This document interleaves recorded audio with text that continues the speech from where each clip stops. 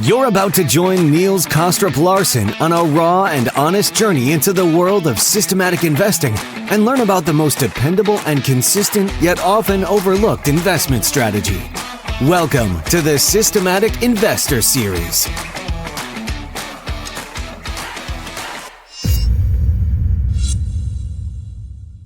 Welcome back to this week's edition of the Systematic Investor Series with Alan Dunne and I, Niels Kaastrup-Larsen, where each week we take the pulse of the global market through the lens of a rules-based investor. If you're new to the show, I hope that today's episode will trigger your curiosity enough to check out the back catalog and listen to the past episodes that you may have missed, like last week's episode with Mark, where we discussed some of the most current topics that is being discussed in our industry at the moment, including the latest paper from AQR that asked the questions, is it too late to invest in trend following? Also, I would like to really encourage you to listen to the midweek episode where Alan, who's with me today, spoke to the CIO of SVB Private Bank, Shannon Sakosia, to find out how private banks invest their client money and, of course, if they are considering using trend following in the future. Alan, great to be back with you this week. How are things going in Dublin? Are there any Christmas lights out, or is Dublin saving the energy this year? Things are good. Yeah, it's I think people are not really saving under electricity when it comes to turning on the Christmas lights. There's plenty around and more to be switched on around here, I think, later today, actually. So, the festive cheer is starting to take hold for sure. It's funny how that is. We've spent so long time now talking about this energy crisis, right? And then when it comes to Christmas, people kind of forget, exactly. To do the sensible thing. But there we are. Now we are recording on the 2nd of December, and therefore we will focus on, of course, a lot of the events from the whole month of November. We may even get a non-farm payroll figure while we're talking. So everything we may say may be completely, invalidated by the time the markets close tonight. We'll see. But there were some really significant trend reversals in November as officials from the US Central Bank hinted that they may decide to reduce future rate hikes sooner rather than later. This sentiment has been building up, to be fair, for a few weeks, and pretty much all the sectors that trend followers trade saw some change in direction. However, we should, of course, not be surprised to see the stock market rally during the month of November. Over the last 20 years, November has been the second strongest month for the year for the S&P 500, as it gained on average 1.8%, being positive 75% of the time.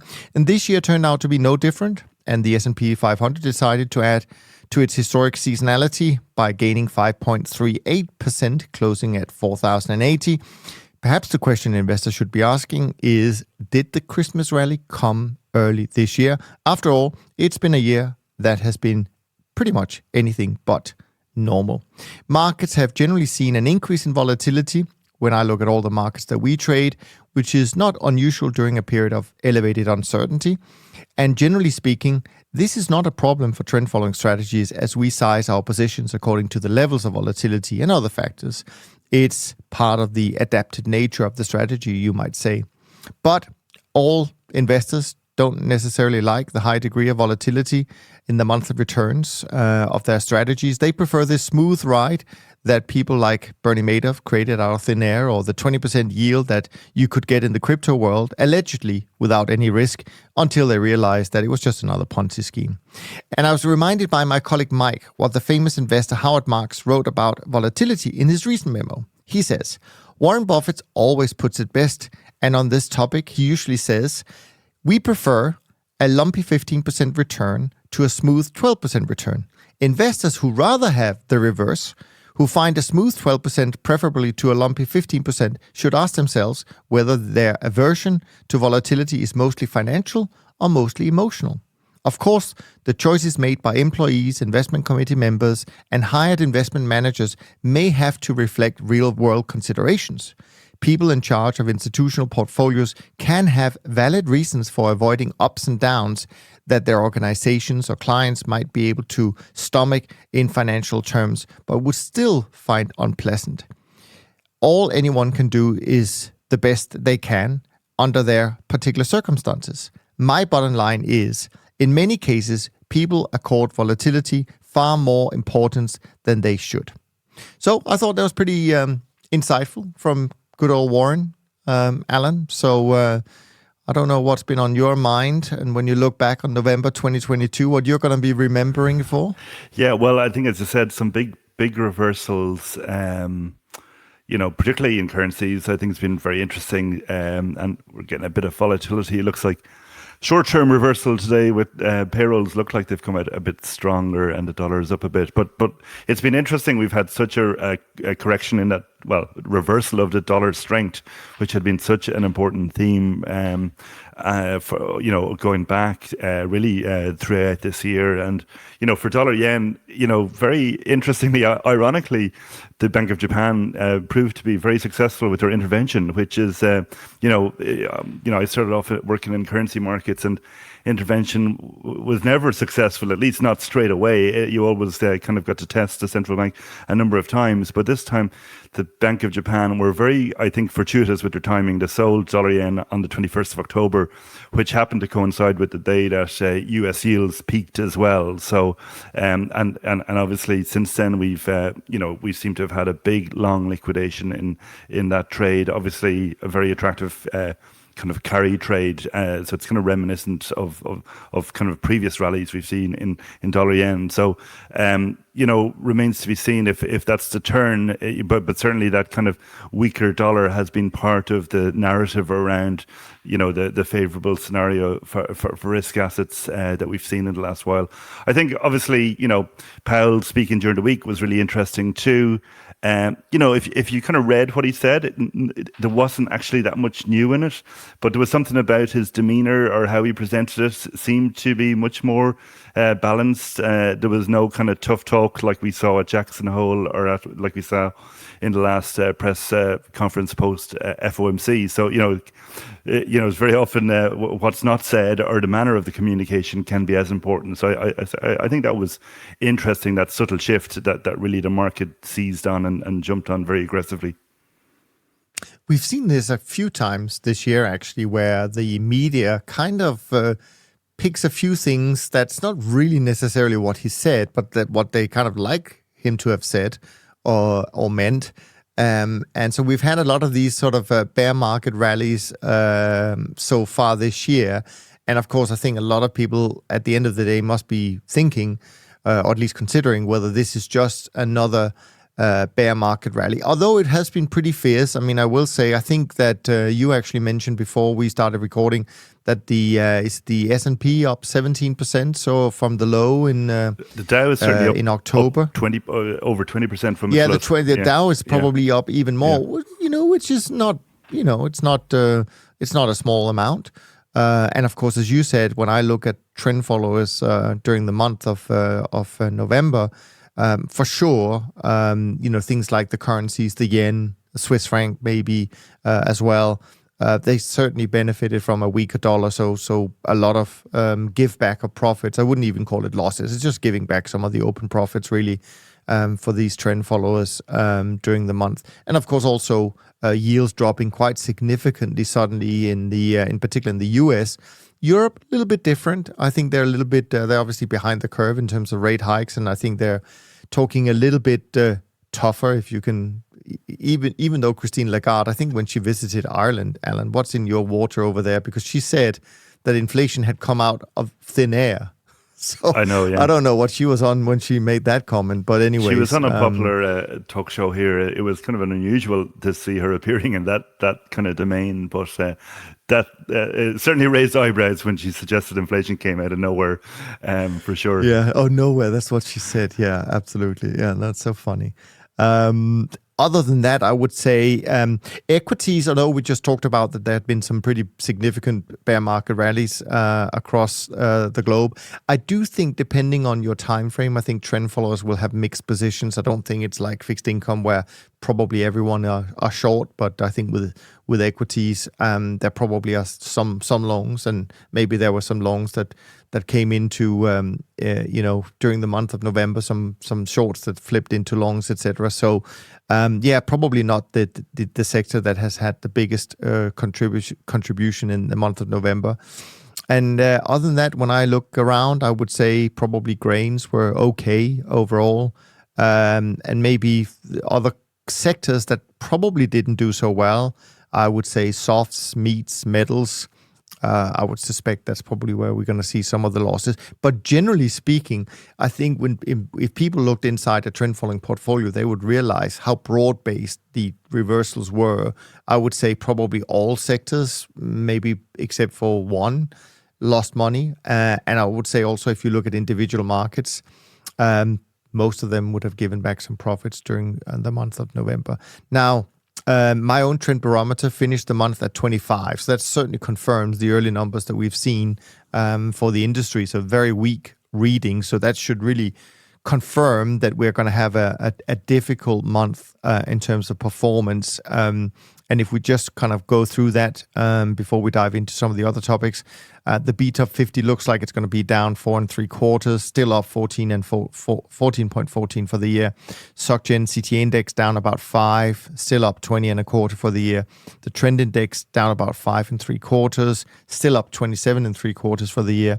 And the short-term traders index also found it difficult, down about 1%, up 11.46. So, of course, compared to the traditional asset classes like the MSCI World, up almost 7%, but still down 16 for the year. And the S&P 500 up more than 5% for the month, but still down 14 1/4 for the year. And finally, the World Government Bond Index, in a rare move, it was actually up 2% for the month of November. We haven't seen that for a while. What's your takeaway? I know you wanted also to touch maybe on November from a CTA point of view, managed futures broader. You may see other numbers than I do. I mean, I think obviously it was, the kind of give back that we've been expecting at some point, was the worst month for the SocGen trend and CTA indices since February 2018. Obviously the numbers on the private placement side are just coming through. I think, with trend followers at typical vol, you'll probably see managers down, 8-9% kind of level won't be unusual this month. If you look at the mutual fund data for trend followers, you've seen losses up to kind of down 10% in some cases. And generally speaking, albeit some exceptions, the managers who kind of had outperformed to date on that side, on the mutual fund side, seem to suffer a little bit more in November, but I think that was kind of my main observation there. Obviously, as you say, we kind of, it's interesting. We were in kind of a bit of a vicious circle, earlier in the year in terms of the concern about inflation, pushing down bonds, also pushing up to dollar. And that all kind of unwound during the month. So as you say, it wasn't just in one market. It was very much across a number of currencies, obviously, and across fixed income and even commodities, pretty choppy. But it is remarkable that we've had quite a turn in sentiment. Like I remember being on, I think it was 2 months ago, we were talking about, the sterling crisis and the problem with pensions in the UK, and UK yields were kind of heading towards 5%.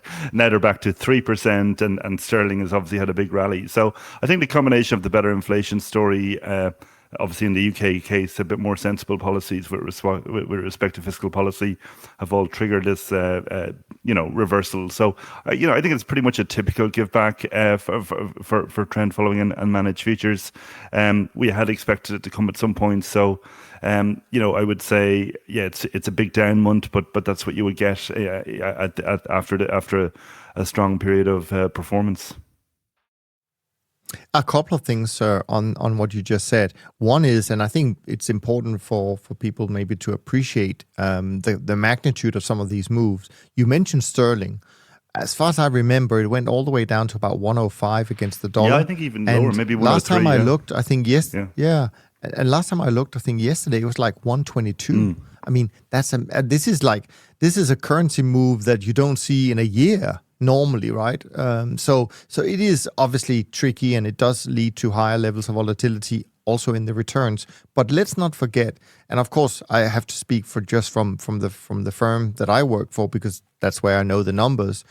But I would say even a down month like this, which is obviously a healthy down month, let's call it that, it's still about only half of the up months we've seen some of the during the year, meaning we've had monthly returns that are more than double of the give back we saw in November. So it's really not a big thing like that. And frankly, the way I would phrase it is that, first of all, I would say in general, I think volatility is going to continue to be elevated. I think we've moved into a new regime. I think people who have listened to the podcast before, they know my stance on this and the opportunities it'll provide for adaptive and directionally based strategies, active strategies, but also these give backs or these corrections in performance or however we call them.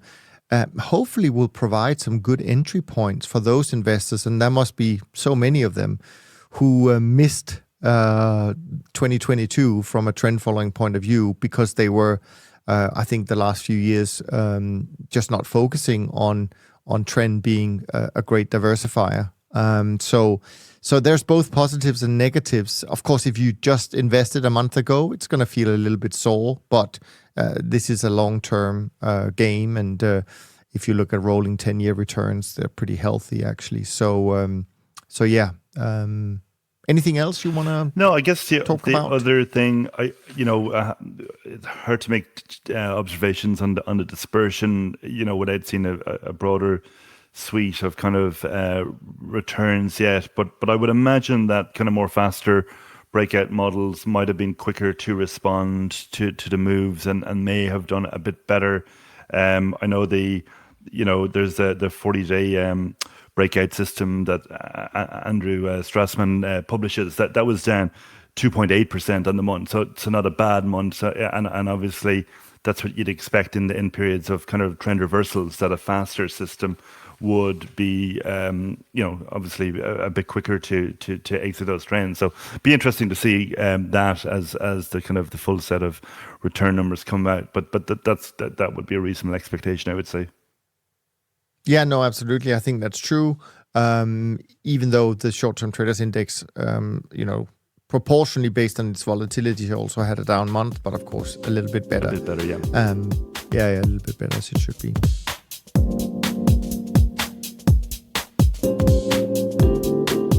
Alrighty.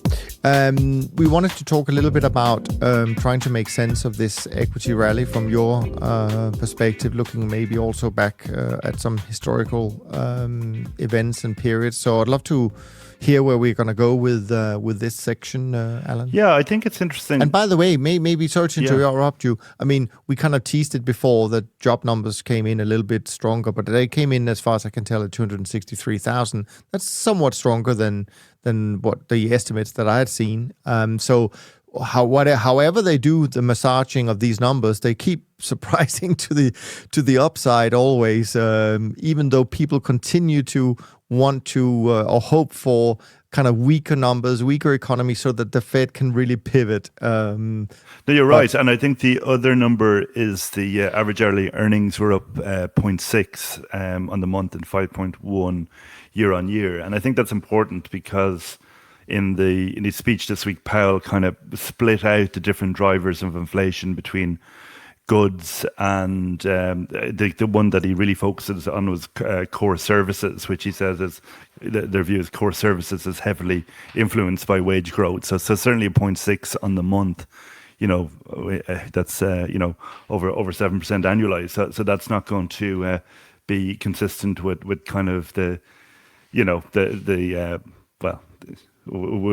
certainly not with easing anytime soon. Obviously, you have the whole debate. It's a double pivot. It's not just a pivot. It's a double pivot. Yeah, exactly. But yeah, no, it's been interesting. There's been a bit written around the equity rally. Not just, I think two things. One, it's been interesting if you look at the internals, and this was earlier in the month as well, that even the S&P 500 had only recovered somewhat, but if you looked into the individual stocks, which is not something I do a whole lot of, but certainly somebody had pointed out to me, a lot of names like Caterpillar were up close to the highs, Walmart, the same, close to the highs, Johnson & Johnson, Coca-Cola, a lot of names like that. And generally, industrial stocks, healthcare had been doing well, even in the face of that kind of equity rally, which I thought was interesting. I was trying to understand, like, what was that telling us about the overall market? And then obviously as the month progressed, we had a more generalized rally, and as we said, the Dow up 20% from the lows,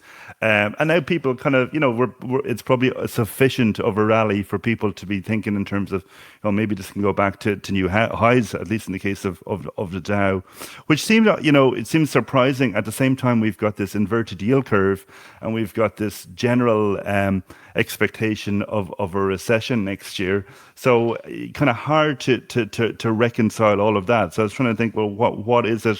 What are all of these kind of divergent signals saying to us? So I think to some extent people are buying into the disinflation narrative for the moment, and obviously we talked about Powell.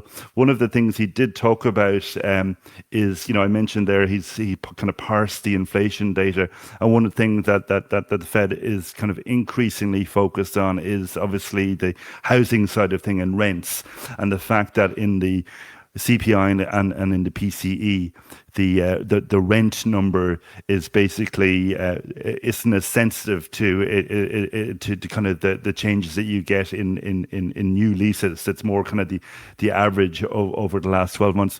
And there's an economist, Jason Furman, who has done some interesting work on this. He used to be chair of the Council of Economic Advisors, and he's published some stuff showing that if you substituted spot rents, as he would call it, into the CPI and the PCE, I think the core PCE is down to something like 3.8% annualized over the last 3 months. Now, what the data does show is actually, if you went on that measure, inflation was even higher back in kind of 2001 and early 2002. But there is a sense that the official housing number is very much lagging. And if you use the more sensitive number, that would show a better inflation picture. And I think that's part of the story that people are seizing on. Obviously, goods prices have already fallen. We've all heard the stories about used cars, etc. But so I think that's certainly part of this story that we're seeing playing out. That said, it is a very unusual cycle if you look at what we've seen in equities relative to history. If you think back to the past, often what you saw is that the equity market would rally early in the tightening cycle, that, the people would be focused on the strength of the economy, and actually equities would be able to withstand higher rates initially. But then you get to a point where monetary policy gets tight, and that was typically the point where you get equity selling off. So if you go back to, say, 99, equities were rallying, the Fed were tightening into early 2000, and it was only when rates got up to whatever it was then, I think 5.5%, 6%, that the market cracked. The same, you had a tightening cycle, 03 to 06, very incremental. Equities rallied in that period. It was only when rates got up to above 5% in 07, that the market started to turn down. And then again, 2016, 17, 18, initially the equities could rally in the face of higher rates, but then turned down when policy got, to a tight level. We're seeing the opposite of that now this year, which is unusual. So equities have sold off as the tightening cycle has begun. But we're only now entering what, restrictive, as the Fed is talking about. But at the same time, financial conditions seem to be easing and the market is rallying. So I know a lot of people have written about Bridgewater in particular, how it would be unusual for equities to bottom and rally, in the midst of a tightening cycle. It's normally when the Fed kind of shifts to an easing cycle. But this is a very unusual cycle because they're raising rates, but at the same time, financial conditions now appear to be easing. So are we still in a tightening cycle at all? So I do find this quite difficult to kind of get an overall sense on. I mean, I did look back historically to see, have we seen anything similar to this in terms of magnitudes of moves? And I've always felt that the kind of 2000, 2002 down move was going to be an analog, particularly given the kind of the frothiness around technology that we've seen in recent years, and we saw that back then. And if you go back to that period, you had an initial sell-off in equities, and there was a 20% rally in the Dow between March and May 2001. There was another rally then in November of that year before, and then the market turned down again. So it's entirely possible that we are just up and down in a very choppy period. And, just because we've had this big move up in equities, you might interpret it as saying that's signaling a better, it could be signaling a better economic outlook than many of the forecasters are suggesting, or it could be just flow driven, and we're still broadly in that range. So I do think it's a very unusual cycle. And the last point that I just wanted to touch on, and it very much links in with the conversation that we had with Bill White going back. We've had this shift in rates from 0% up to 4%, and we're heading to 5%. It's an enormous shift in 1 year, and we don't know what the economic impact is going to be. Everybody says that the lags are long and variable, but they're also very uncertain, and we don't know how that's going to play out. And if you listen to the Bill White interview, he is very much in that camp that economic models are very often based on linear, stable relationships, when in fact there's a lot of non-linearity out there, and that's why you sometimes can get these non-linear responses. And that's one thing that's I've been thinking about lately and delving into is the whole excess savings that we had built up from the consumers during the pandemic. That they're gradually being whittled away, but it's possible at some point that they get diminished to such an extent that then you see the impact of higher rates on the economy.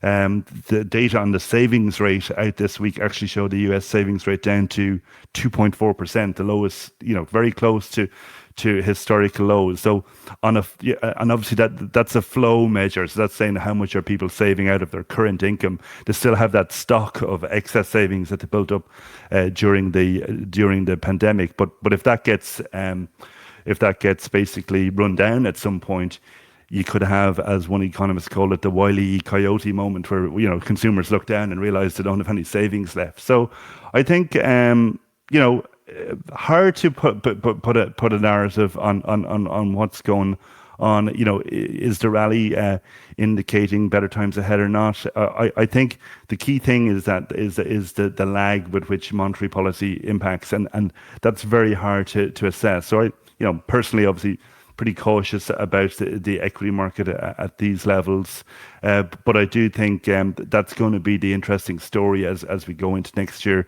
is what changes both on the economy, and obviously probably something we'll talk about a little bit later on investor behavior as well. Do we get from this big jump in rates from basically from 0% to 5%?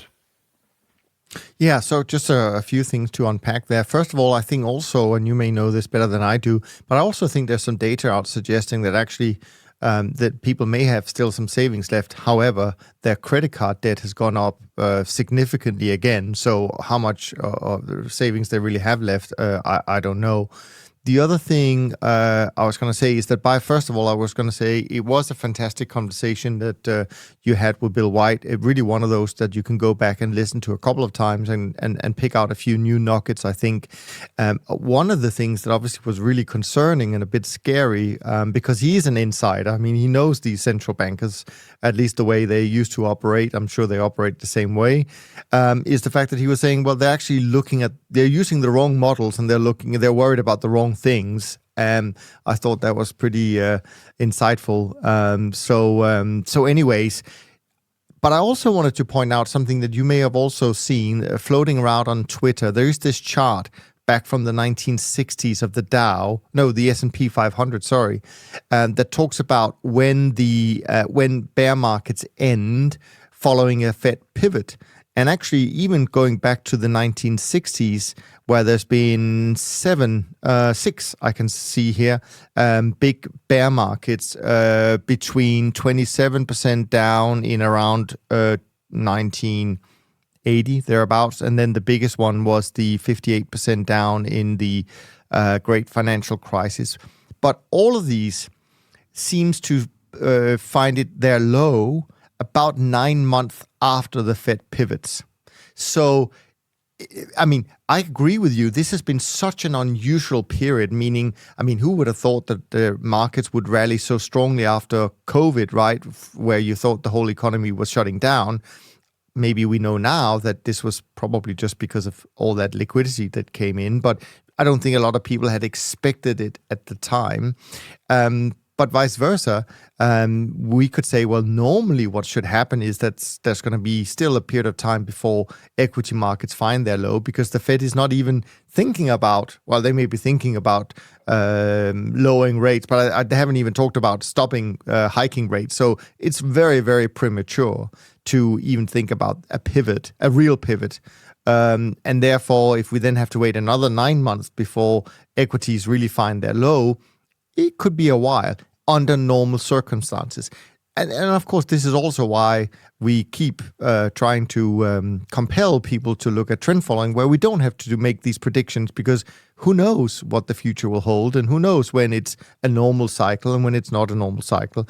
But I have heard some very clever people, I will say, who don't expect this time to be the low, and in fact expect some kind of weakness going into Q1 of next year. And then maybe, like I think Simon Hunt we had on also recently, looking at his cycle work, which I think is very interesting.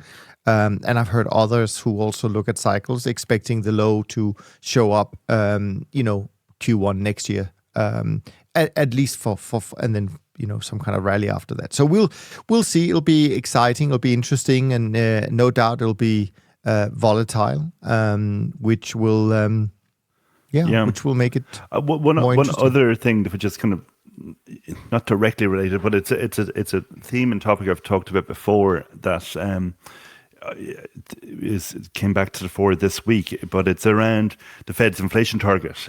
So if you go back about 12 years ago, Olivier Blanchard wrote a famous kind of piece saying the Fed's inflation target should actually be 4%. Now, he had an article in the FT again this week saying, well, maybe not 4, but certainly it could be 3. And Powell was asked about this during the week as well. He kind of said, well, I think the next time this will be reviewed will be next year, the year after, something like that. But it's definitely something that's creeping back in. Kind of was being talked about on the fringes, I would have said, maybe for a few months, but now it's actually coming back to the fore. So I think it's definitely something that we're going to hear more about in the next 1 to 2 years. So people listening to us today, Alan, might think, well, what's the difference, whether it's 2 or 3? All I would say is this is purely based on historical data, right? So from 2000 to 2019, the average inflation was about 2, let's call it that, roughly. And from 1982 to 1999, it was just about 3%. But the performance of trend followers in the first period, 1982 to 1999, was so much stronger than the performance in the 2% inflation period. I'm not saying that it's just the inflation that kind of creates these opportunities, but it's a fact that these two were only different by 1%, but the performance probably was on average twice in the first period than in the latter period. So, and of course we've seen and again, we can't give all the credit to inflation, but we've seen 2022 where inflation has gone up to more than 3%, and what opportunities that the trend following industry has had to work with, and that's been pretty encouraging. Yeah, no, I think so. And I mean, I think the point is if the kind of official target is 3%, then 3, 4, 5% is levels of inflation won't be unusual. That which is kind of what we were used to back in kind of the 1990s. So as you say, if you're back into that type of environment, it's a higher nominal return environment as well, but certainly consistent with more. You would think more opportunities for the likes of trend followers. What do you think is most important for trend followers? The fact that we have 2% or 3%, or whether we have stable inflation or unstable inflation? Yeah, I mean, I obviously variability in inflation is probably the key thing, as you say. And that's what that was part of the challenge. I know you were talking to Mark about the AQR paper last week, and I've done work in this before. We had low macro volatility in the last decade. We had, you had secular stagnation. You had inflation kind of, between 0 to 1.5%, and the same the world over. No divergences in rates. Similar inflation picture across the world, whereas now it's the complete opposite. You've got globalization now. You've deglobalization. Yeah, so you can write a long list of things. I think I agree with what you said on that as well. I mean, people do focus on the macro, which is very important. There certainly was less macro volatility, but when we were reviewing that period as well, and breaking it down, like, it was very much, two of the asset classes that always came out as being very difficult in that period. One was currency trading, and that was, reflecting what we were saying, less divergences between the trading nations results in less volatility and less big directional moves. And the other thing was agricultural commodities were very, tough to trade, not a lot of, not very profitable for trend followers in that period as well. And that's kind of that could be more to that weather story that you've been talking about, or just less random factors, droughts, weather impulses, But so I think when you're thinking about the opportunity set for trend following, yes, macro volatility is part of it. It's not the only thing. Random factors will impact on individual markets, particularly in the commodity space. And we did seem to have fewer of those kind of very significant random events in that period as well. Yeah, I thought it was very interesting. I mean, obviously, Simon Hunt, we had on a couple of weeks ago. He had some very, let's say, non-consensus views based on his analysis and cycle analysis. But for all that I know, he could be perfectly correct. And one of the things, of course, that he also mentioned was these cycles that affects the weather and global warming. And I found that quite fascinating. And I had heard him speak about this a couple of years back. So there's no doubt. I mean, this is an area that I want to dig into a little bit more. And in fact, we did so. And I think it's on Wednesday that we're going to bring out this next interview, which is specifically on upcoming weather volatility and what that means for the globe, but also what it means for markets. And I think this is something, if these guys are right in terms of the outlook for weather volatility and therefore volatility in markets that are, reliant on the climate and on weather, trend followers or CTAs, diversified trend followers and CTAs, hopefully might get a really unique opportunity set because there aren't that many strategies. I mean, yes, you can buy a few long-only commodity indices, but we've also seen this year how hard it can be because everybody loved the story in March, but they have been burned kind of hard ever since because these commodities did not continue to just go higher. And we see this a lot, that the cycles are typically more down in terms of length than they are up. So it's a very hard thing to have in your portfolio. Unlike an actively managed long-short exposure to commodities, where in fact, we can do well when we have these large down cycles. So whatever the cycles are going to be, I think an active exposure to commodities, and I don't mean just metals and energy, but all the softs and the grains and all of those wonderful commodities could be very interesting as we look into 2023.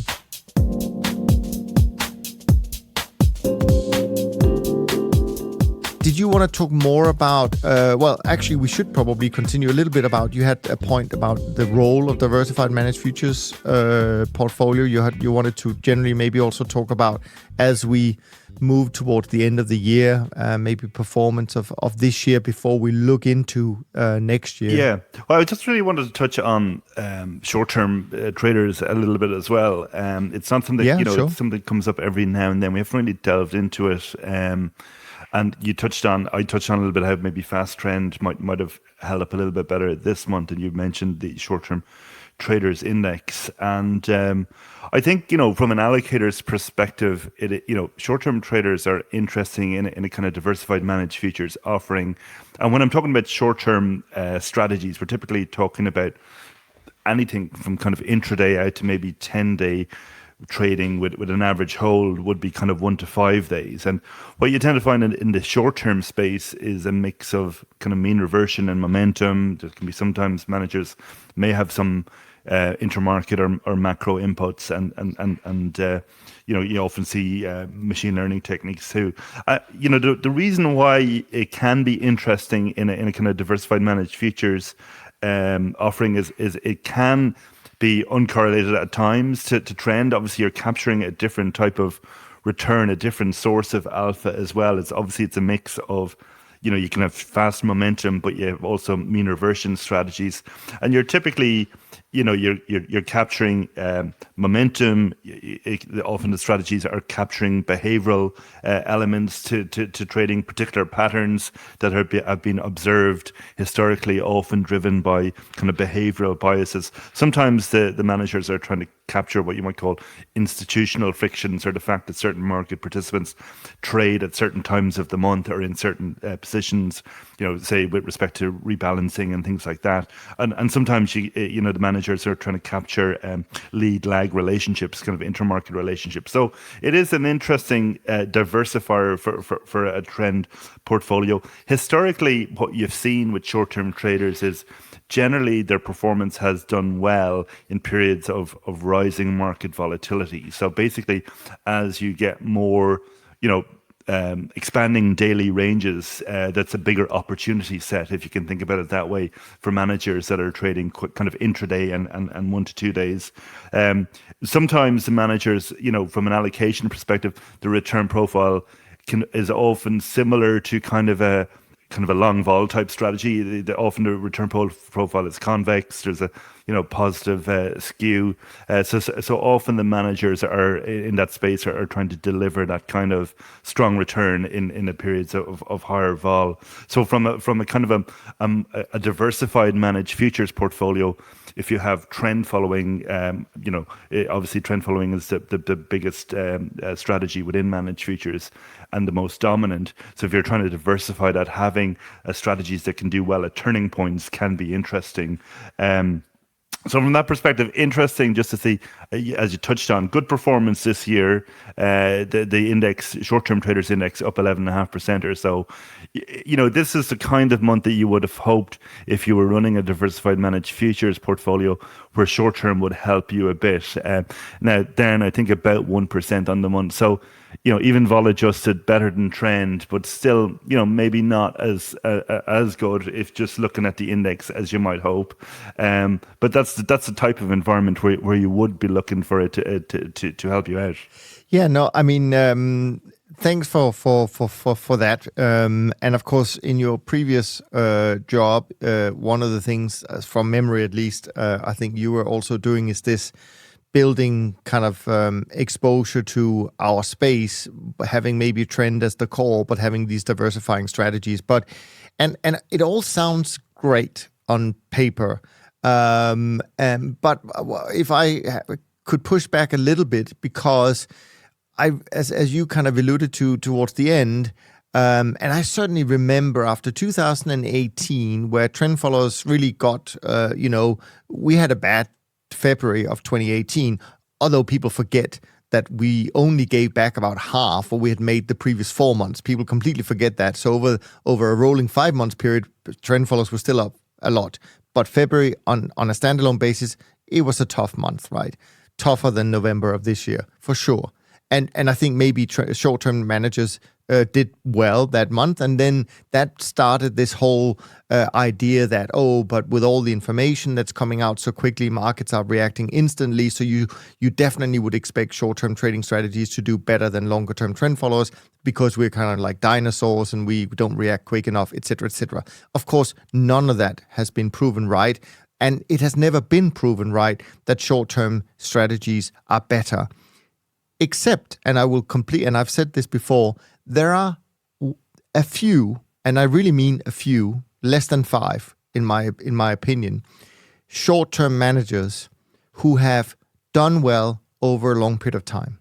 However, also in fairness, some of them don't just do short-term. They blend the short-term with medium-term or long-term trend following, so it's not pure short-term.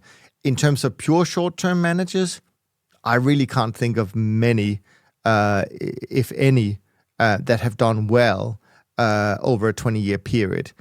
And that's just based on facts. It's not really my opinion. It's just I'm looking at the numbers and I'm struggling to see where this beautiful alpha is showing up, and I'm not seeing it. It's not that I disagree with you that maybe they can smooth out some of the returns. But if you can live with the volatility, they're going to be a drag on your performance, I think, because their returns are not strong enough to make up. There certainly can be uncorrelated, and that's a good thing. But that part does not give enough offset to the fact that their returns generally are far below, in the long run, of trend followers. And so I would love to find that there were more people offering some kind of short-term that you could blend trend following with, because of course, who wouldn't want to have, this smoother ride? We all want that. It just doesn't seem to be possible. And on our side, we've certainly looked at this. Yeah, Can you add some shorter-term models? Yeah. But every time we conclude on all that research, the conclusion is we can, but it's going to lower our long-term returns. Yeah, I think you're right. It is more manager specific than in the trend space. I think as well, you have to be a little bit cautious using the SocGen short-term traders index as well. There's some compositional impacts there, in which programs are chosen as well. Because actually, when I ran the numbers on the short-term traders index, it surprised me that the correlation is much higher to trend than I expected. Right. It was like about point. Well, this is because, frankly, this is and there are certainly short-term managers out there who over time have run at lower correlation. I would say, you can certainly find 0.3 or less. But I think one of the things is that with some of these managers, they can do well in periods when trend following is not doing well sometimes, but often you get that kind of good environment for short term is often the same environment that's good for trend following. So you get rising volatility and directional movement at the same time, which is what we've had this year. So both have benefited from that. I think it is an open question, because I think the nature of it's not like trend. It's not a singular source of return, momentum and that idea of trend following. I think you are betting on the managers being able to unearth those behavioral aspects of the market. Exactly, yeah. And there's a lot of model decay, so you kind of need to continue to find new models to take over, et cetera, et cetera. At least that's how I remember some of my early conversations with a few short-term managers. And let me just end on this point, and that's which I also think is important, that as I mentioned before, I think there's only very, very few short-term managers where I would say, these are good additions to what we do. The problem is that they're easy to spot, meaning they have pretty large AUM already. And if there's one thing that can kill a short-term strategy is if the manager gets greedy in terms of their capacity and outgrow that. That kills alpha pretty quickly. And that's unfortunately also something we've seen in our industry as well. But the great thing is, of course, that that it is a very innovative and entrepreneurial industry. So just because we like trend following more, it doesn't mean that not a lot of people will try and do short term, and that's great. Yeah, I think you're right. I think people inevitably do try and do short term because of and plenty of trend followers have tried it, as you say, and not had a good experience with it, because the reason to try it is obviously for those diversification benefits that we talked about. So yeah, I think for those people who are doing it well, it is valuable. It's just a matter of being able to pick those managers. Sure. All right, let's move forward. Are we pretty much at the point where you wanted to have a peek into 2023? Yeah, I mean, a peek in the sense of, well, it's that time of year where we're kind of, our inboxes are full with people sending out their outlook for next year.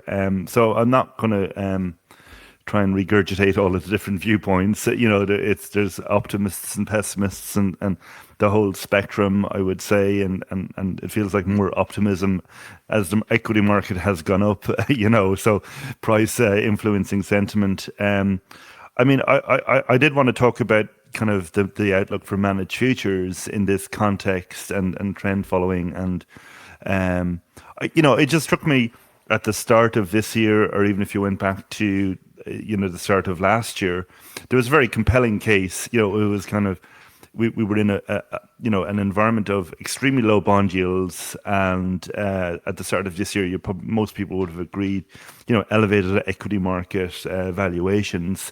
So the case for diversification seemed very strong, and particularly on the fixed income side, you know, not to say it was easy to predict, but a lot of people did think that this was a risk, that with very low bond yields, duration risk was high, and if you had a tightening cycle, that you could get a decent sell-off in bonds, and the possibility of concurrent declines in bonds and equities, which is all we've seen. All that probably seen, you know, obviously the magnitude of the sell-off in bonds maybe has been certainly bigger, has been, you know, I wouldn't say surprising, but certainly not predicted by many people. So I think now, as we head towards, you know, 2023, I think you will hear different arguments, and for sure, it's going to require a new case, I think, to be made for managed futures. And one of the pieces that I did see come out was from JP Morgan Asset Management, and they do this long-term capital market kind of assumptions or projections. And you know, it was interesting. They were saying like lower valuations and higher yields means that asset markets today offer the best long-term returns in more than a decade. So that all sounds positive. You know, their forecast for a US dollar 60-40 portfolio over the next 10 to 15 years has jumped from 4.3% to 7.2%. And over the last 25 years, the rolling 10-year return for the 60-40 has been 6.1%. And to say, once again, the 60-40 can form the bedrock of portfolios, while alternatives can offer alpha, inflation protection, and diversification. So I thought it was interesting, and I think we're probably going to hear more of this, particularly on the fixed income side, as I said, with yields back up, and you know, if short-term rates in the US are at 5%, and then with credit spreads on top of that, you'll be able to pick up, you know, presumably 6-7% in credit, etc.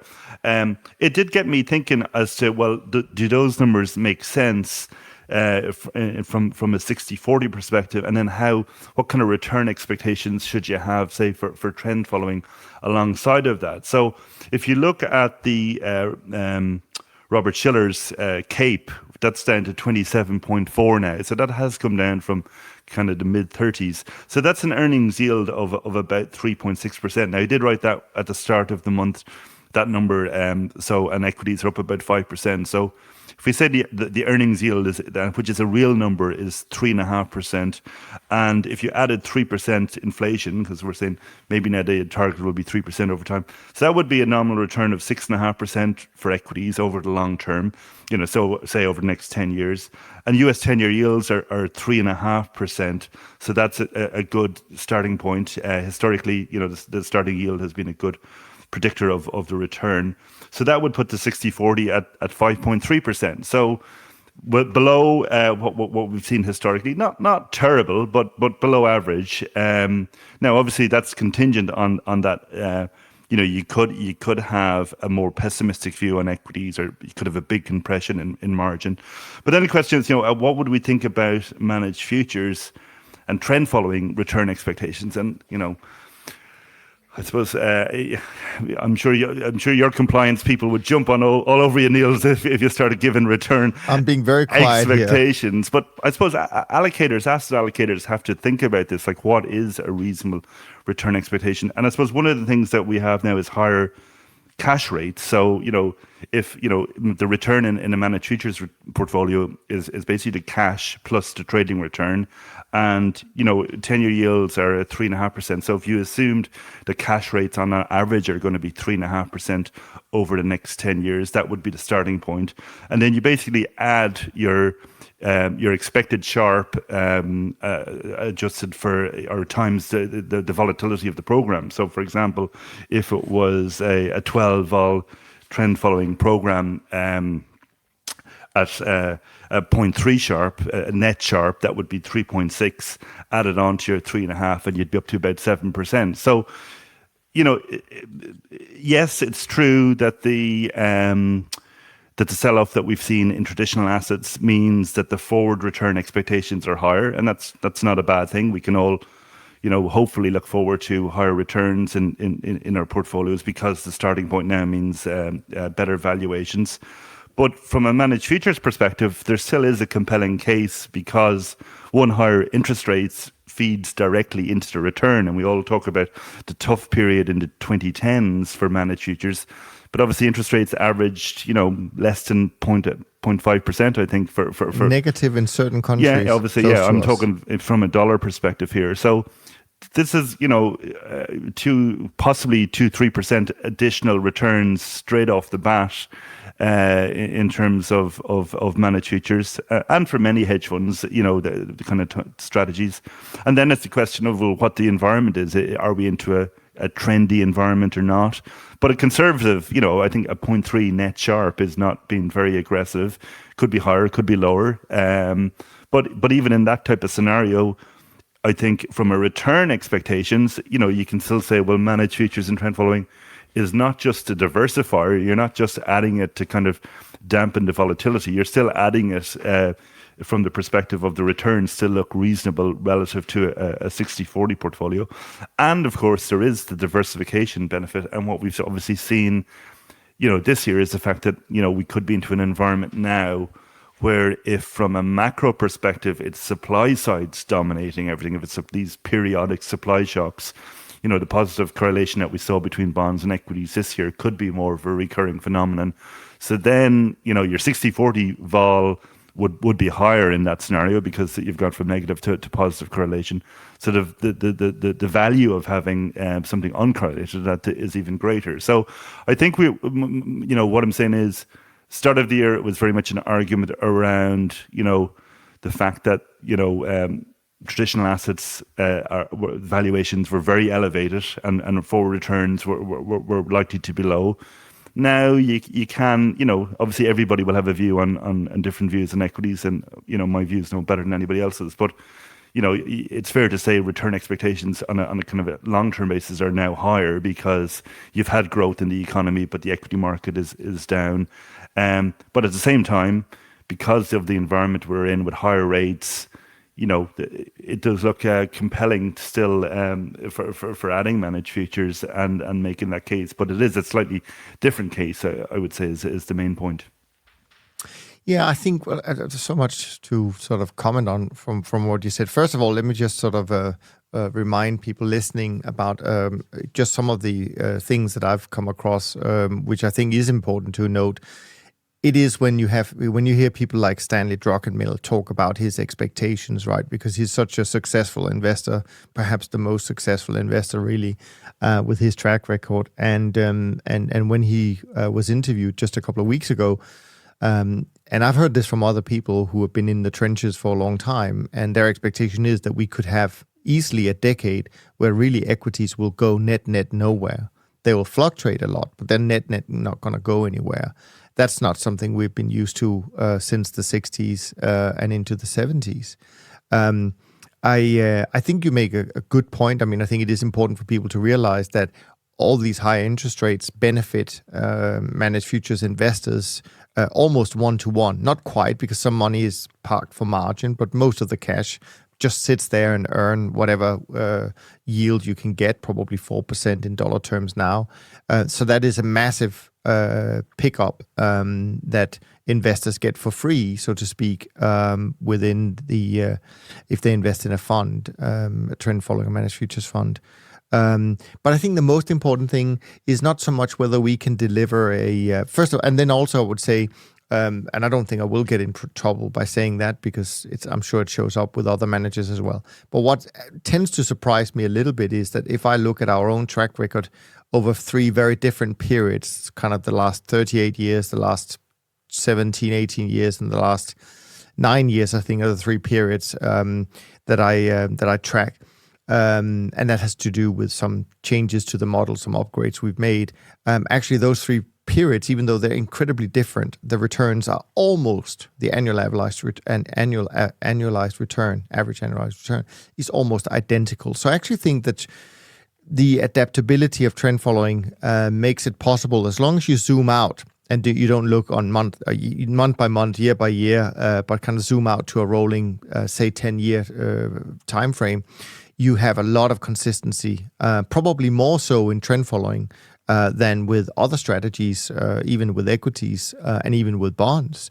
But I think still the most important thing is not whether we can deliver, X% return next year or the next 5 years. It's the fact that we do it in a non-correlated way, that we can be positively correlated from time to time, negatively correlated when you need it the most, etc., etc. That benefit, I still don't think is fully internalized by a lot of investors, how much that really benefits. And by the way, let me just throw in something completely left field here, because you talked about how at the beginning of this year, it was fairly easy.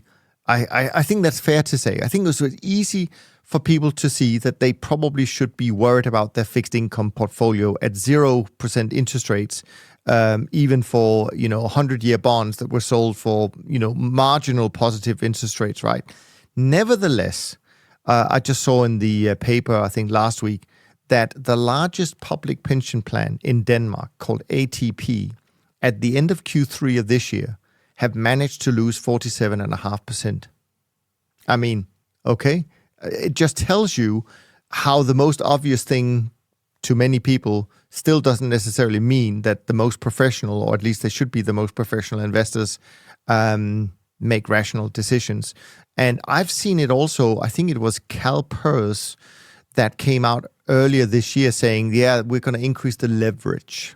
We're going to increase the leverage because we need more returns, right? And we know from the UK side that these things, leverage again came up as an issue during the gilt sell-off only a few weeks ago. So I'm not so sure what the future. I'm positively not sure what the future will hold, and I see in the coming years still the risk of some massive problems in the pension fund sector and other long-only, especially long-only traditional investments with leverage type of portfolios. I just think that we're just at the beginning of something we've not seen before. And I share the view of Simon Hunt and Peter Zeihan and all the other guests that we've had on, who basically talks about the fact that this era of stability, of predictability, of a world where we trade with each other without too much concern, I do think it's over.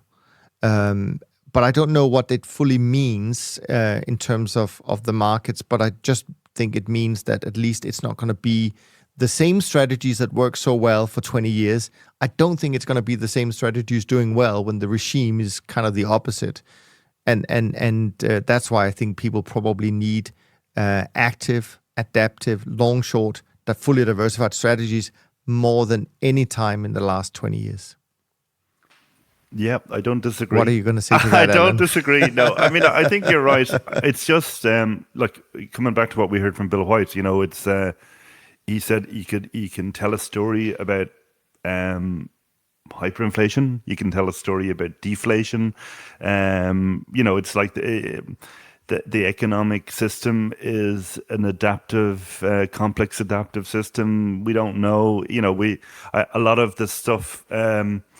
The BIS has been writing about has been, you know, the shadow system, the shadow banking system. We don't really know, you know, in theory, the banks don't have as much exposure. It's passed into investors now. So in theory, it shouldn't be as toxic if you get blowups, but who knows, you know, and Bill White was making the point that the security blanket of access to bailouts, you know, has been extended from banks now to pension funds, you know, people were looking for FTX to fall under that category as well. You know, so where will it end? We don't even know, Alan, what it means when central banks start losing money every month, right? When, you know, because of their, you know, just because of the amount of interest they have to pay on the bonds they've issued. I mean, it's a crazy world. Who knows?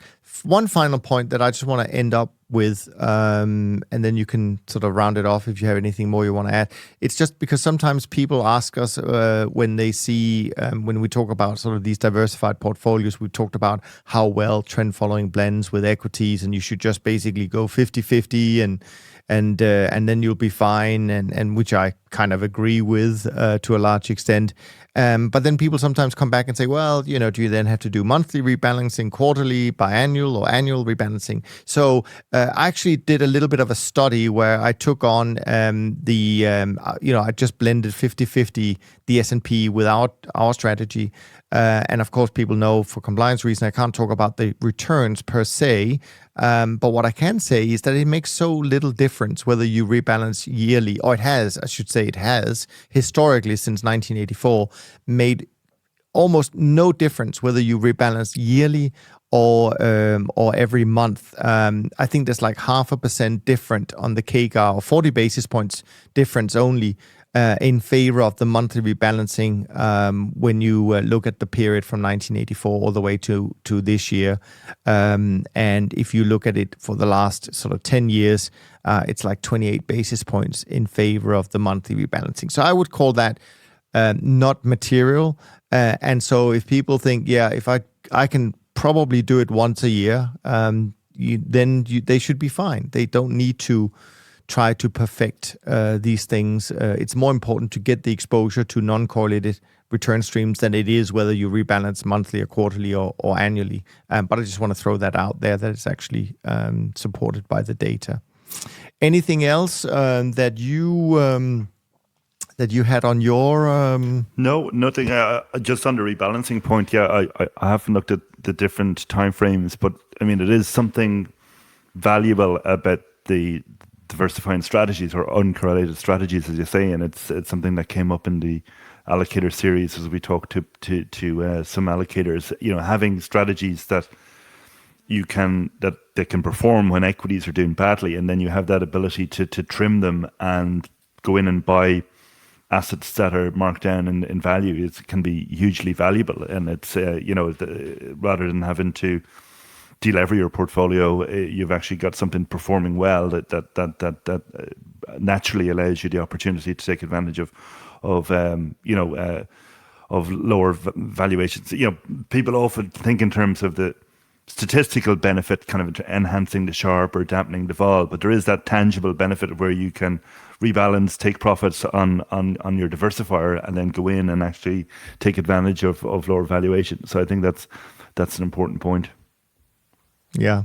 Maybe just to finish off with, let me just say that I think yesterday I received from Spotify, they do this thing for podcasts where they send out to each podcast like a little wrap of what happened in 2022. Then they show how much your audience grew and so on and so forth. And I just want to say a big thank you to everyone listening to us every week. The support has been tremendous. We've had, I think, on all platforms, a great level of growth. And of course, that's all thanks to you supporting it, sharing it. It's down to the great work that all the co-hosts are doing every week, preparing something new and hopefully insightful that we can share with you. So I'm really grateful to everyone on that. Next week, I'm joined by Rob. So make sure you send in your questions for that episode.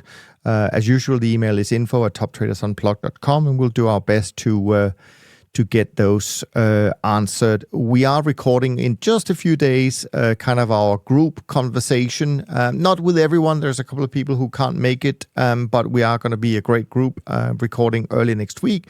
So if you do have a question for us that I can consider including in the lineup, then by all means, you could send it through. Probably those topics should be something that I would say is relevant for 2022 as a whole, not how you do ATR calculations or anything like that. But that would, of course, be perfect if anyone had a question we could answer. From Alan and me, thanks ever so much for listening. We look forward to being back with you next week. And in the meantime, as usual, take care of yourself and take care of each other. Thanks for listening to the Systematic Investor podcast series. If you enjoy this series, go on over to iTunes and leave an honest rating and review. And be sure to listen to all the other episodes from Top Traders Unplugged. If you have questions about systematic investing, send us an email with the word question in the subject line to info@toptradersunplugged.com, and we'll try to get it on the show. And remember, all the discussion that we have about investment performance is about the past, and past performance does not guarantee or even infer anything about future performance. Also understand that there's a significant risk of financial loss with all investment strategies, and you need to request and understand the specific risks from the investment manager about their products before you make investment decisions. Thanks for spending some of your valuable time with us, and we'll see you on the next episode of The Systematic Investor.